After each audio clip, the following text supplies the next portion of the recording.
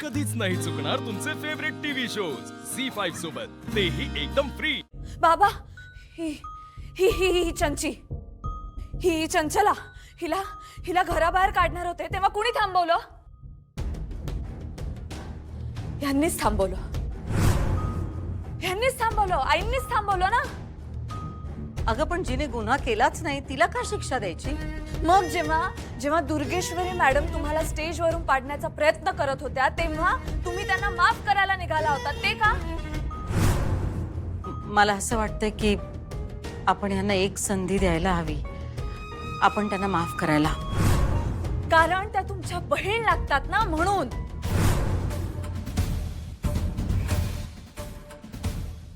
अगं आपल्या घरच्या वादात पोलिसांनी काही कारवाई करू नये एवढंच वाटत होतं मला। त्यापेक्षा आपण त्यांना दुसरी शिक्षा देऊ शकलो असतो ना, त्यांना घराबाहेर काढू शकलो असतो। घरातल्या माणसांना तुरुंगात पाठवायची काय गरज आहे असा विचार केला मी। हो, मग त्यांनी जेव्हा तुमच्यावर हात उगारला तेव्हा अधिपती त्यांना घराबाहेरच काढणार होते, तेव्हा का नाही काढू दिलं घराबाहेर? तेव्हा तुमचं प्रेम आडवं आलं ना। ज्या बहिणीला तुम्हीच घरात आणलं तिला कसं बाहेर काढणार, बरोबर? अक्षरा, अक्षरा एक मिनिट माझा ऐक। बाळा तू आता जे बोलतेस ना, हे या बोलण्याला काही अर्थ नाहीये। म्हणजे चारू जेव्हा दुर्गेश्वरीला माफ करायला निघाली होती ना, तेव्हा मीही तिला प्रश्न विचारले होते, मीही तिला जाब विचारला होता। पण बाळा विचार केल्यानंतर माझ्या लक्षात आलं की ही चारू आहे, हाच चारूचा स्वभाव आहे। अगदी जीवावर उठलेल्या शत्रूला माफ करणं हा तर गुण आहे तिचा। आणि फक्त चारू होती म्हणूनच हे करू शकली। विचार कर, इथे जर भुवनेश्वरी असती तर, किंवा हीच भुवनेश्वरी असती तर तिने काय केलं असतं? आणि मुळात ही जर भुवनेश्वरी असती तर दुर्गेश्वरीची हिंमत झाली असती असं काही करायची? तुझ्या लक्षात येते का बाळा काय होतंय? तू दोन वेगवेगळ्या व्यक्तींचे निर्णय एकमेकींच्या वरती लादतेस। नाही लागत आहे, मी असं काही करत नाहीये। मी फक्त तुम्हाला पटवून देण्याचा प्रयत्न करते की ह्याच भुवनेश्वरी मॅडम आहेत, या चारूला ताई नाही आहेत।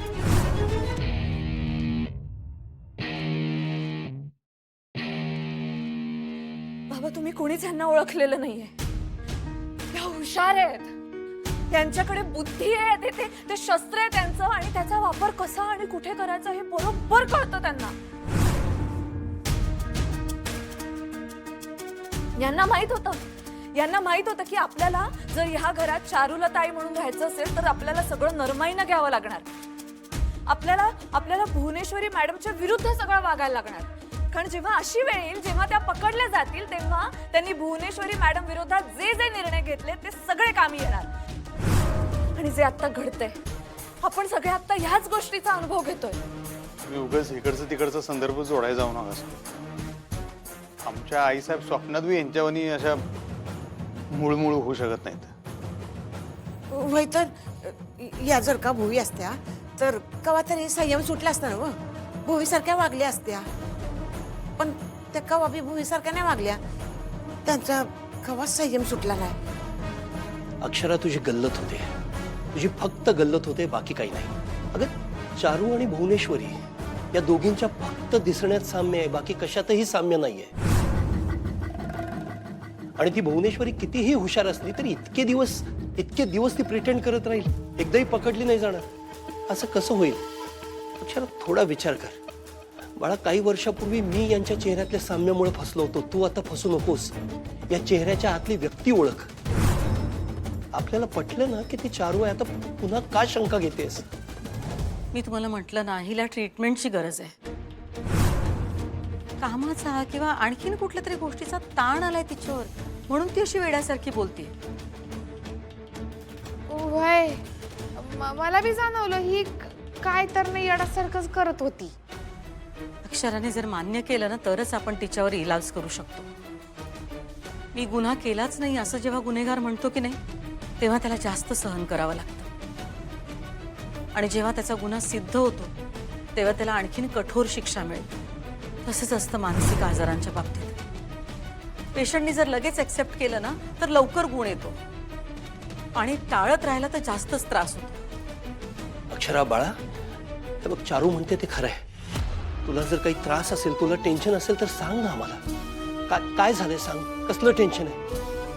वय वय सुन बाई काय होत असेल तर मान्य कर की. होय की अक्षदा अगं ते म्हणतात तर कर की मान्य आता. अक्षरा एक्सेप्ट कर, नाही तर तुझा आजार वाढतच जाईल. होय अगं, तू मान्य कर, काय होत मान्य असेल. करायला पाहिजे तू आता तेवढं म्हणते ना. ते म्हणते तेवढं मान्य कर. अगं त्रास होईल. ऐक ना. बस! मी वेडी नाहीये.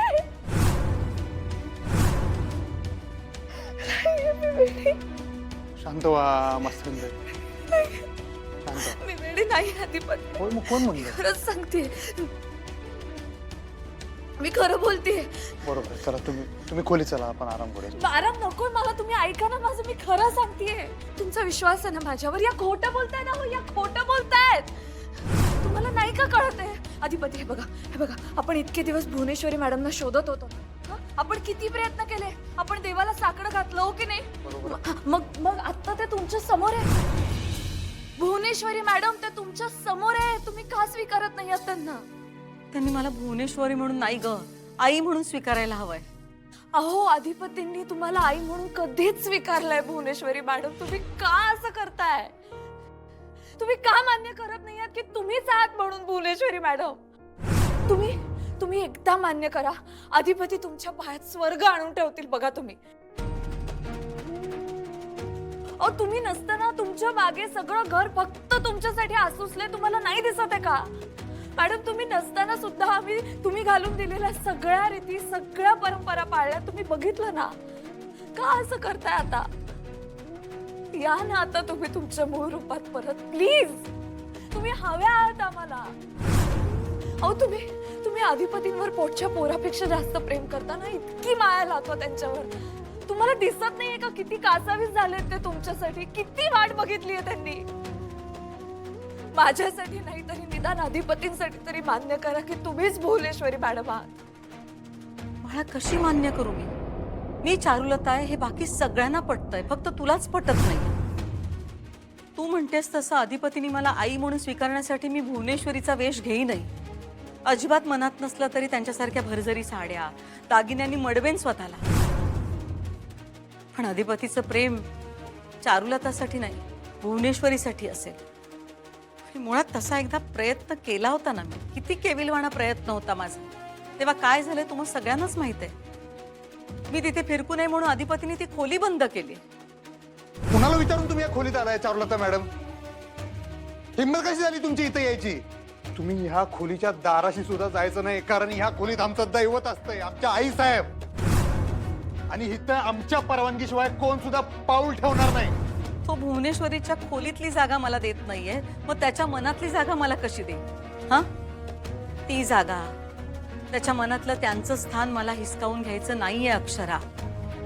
मला ते प्रेमानं, आईच्या मायेने मिळवायचंय. अहो अजून किती खोटं बोलणार आहात तुम्ही? एकदा आरशात बघा स्वतःला आणि विचारा की स्वतःला माफ करू शकणार आहात का? तुमच्याकडून शिकावं की जगाला वेडा कसं ठरवायचं ते.